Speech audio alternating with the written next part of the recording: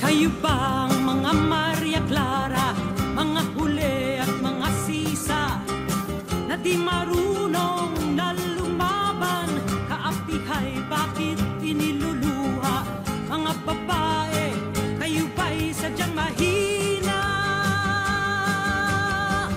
Kayo ba ang mga Cinderella, na lalaki ang tanging pag-asa? Kayo nga ba ang mga nena, hanap buhay ang pagpuputa? Mga babae, kayo ba'y sadyang pangkama? Ang ating isip ay buksan at lipun ay pag-aralan. Paano nahubog inyong isipan at tanggapin kayo'y mga libangan?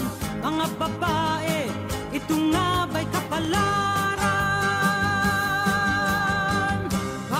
Mayroong mga Gabriela, mga Teresa at tandang Sora, na di umasa sa luha't awa.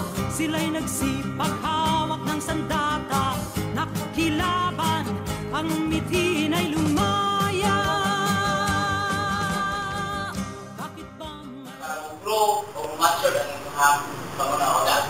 Okay? So I hope na paminawon na ito kung saglit ang unod aning program para ma-apply na ito sa kanyang-kanyang sarili. Okay, so that's it. In 1995, she is a base in technology and Abuja Institute of Technology in the year 2003 to 2009. Graduate studies at the University of Southwestern University, Master's in Public Administration in 1995, year 2000. What are the trainings that she has attended? It is obligated for Communications Congress on November 24, 2012, Peace Officers Basic Course November 4 to 16, 2012, Cybercrime Law, October 11, 2012, PNP Special Council Emergency Operations and Training, May 20, 2011, Henderson Enforcement Seminar, January 19, 2008, Organized Crime Investigation Course, November 29, 2005. God Effective Leadership and Training, November 20 to 24, 2007. Okay. Training on drug abuse. That is one. Drug abuse and training strategy of police years on January 30, 2008. WCTV training from 15 to 12, 1999. Police Safety Basic Report Board, December 16, 1999. She entered the service in the year September 16, 1999. That is my little student. Please come to welcome our speaker, Madam Rowena Martinez. Babae, paupo sa kailangan ka.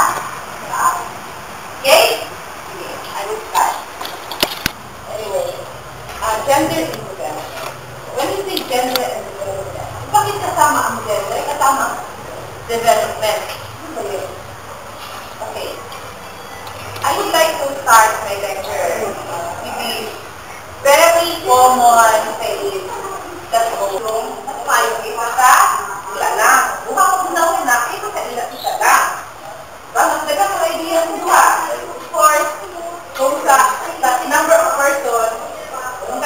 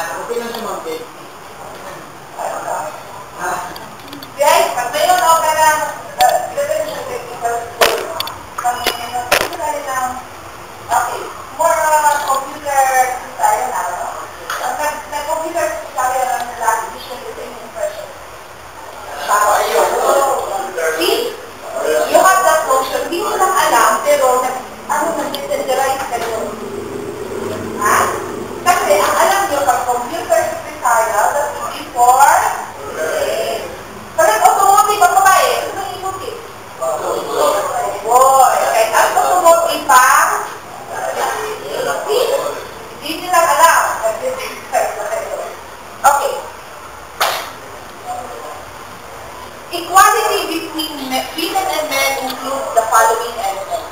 Okay, dapat daw tumo ang babae o lalaki. Bakit sa kailan magdaganti kung pagbabae na maayos? Kita mo na naging dapat tumuting lalaki. Malaki ka ba? Ikaw na ba eh? Burado ka, mag-anak ka? Okay? Pangarap din yung decision. Ito mo ba yun? Oh my God! Nakamupan, ito yung tayo yung decision ng babae ka na. Ba? Who suffers at the end? Diba? Hindi ako magpulong-pulong o pupo sa babae. Hindi ko kaya gawin mo tayo. Bilis ka ng dak. Wow!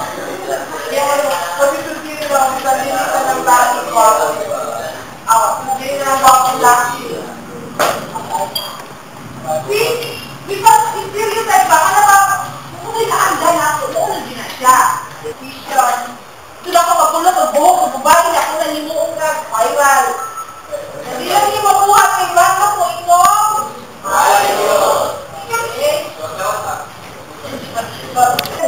It illustrates the life of women each year. Their reproductive growth gives them a huge extra burden. By considering programs that give child care, access to health care, access to water, and efficient public transport, the burden of work to care for the family and household can be lessened. So, mga practical needs, wakang na sa kababayan na dapat ako i-consider. Ha? Tanawalan ko lang ang teacher dato. Kagudayan, manipulate. Ano na ko enlightenment ng mga development. When you write about, di ba makita nato nung kita Pinoy na ito ako, ang babae na patayuan na rin lalaki dapat ang lalaki ni Pindog, yung gentleman. Diba? Nagkaroon ba yun? Napanguhon kung matitiyat, kung nabahon kung matitiyat, kung naging kailangan ng lalaki, ang babae, magkira ko kung natawag, hindi babae man ko, lalaki man siya. So that's it. Muna akong na-attract ko yan. Okay, when we say policy or violence against women and their children, it is about violence against women, the result of a deeply entrenched patriarchal culture that encourages and rewards male domination. Kung mag-submissive na sa kung lalaki na ito, bilang lalaki. Kung babae, kansikan lang na siya sa lalaki. Babae ka, okay. Next. In a patriarchal culture, when men are more likely to use violence to keep their dominant position. Para sa pabilis kong hari, inahawlan na pag nakaibigan ko na tao. Huwag na siya magsiayon. No? Kung para magpasya, human is a subject of sex. Okay? You know what? Mas paano ng guru daw makamdad ka kaysa ma-rape ka or ma-sexually assault ka. Because the scars, ang una ka na ba natin mukha, kasi na tumuko na una. Rape, sexual harassment, act of lasciviousness, treating a woman or her child as a sex object, making demeaning and sexually suggestive remarks, physically attacking the sexual part of the victim's body, forcing her into part of film publication and indecent show, or forcing the woman or her child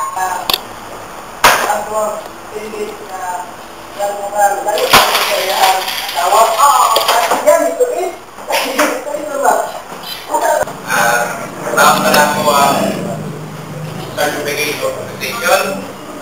This certificate is Victor Romina M. Apusalem, Deputy Chief of Police ng Automatic Police Station, and recognition the valuable contribution of vocal person to 18-day campaign to end violation against women, held at Abba Technical School of Santo Tomas Province the day of December 2013 at Abba Technical School of Santo Tomas and Corporated, Santo Tomas, Davao del Norte. Signed, School Director Norma E. Gutierrez, be given by our guidance counselor.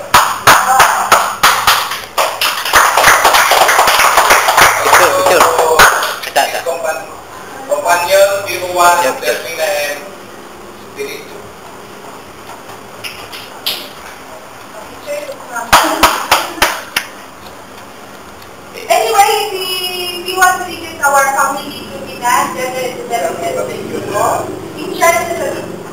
itong program. At isa-isa lang yung TV.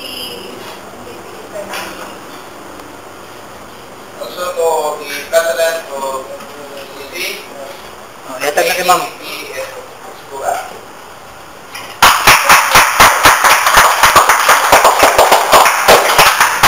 For the campaign. Habang food mo, mag-educate food mo, sa pamilya, sa or any mga kailan ninyo, ito-restaurant, mga simple acts like that, just give tantamount to information.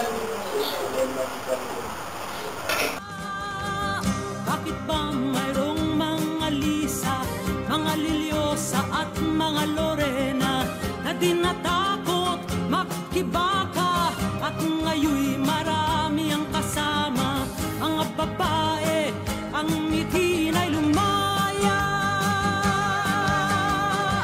Ang ating isip ay buksan at lipunay pag-aralan.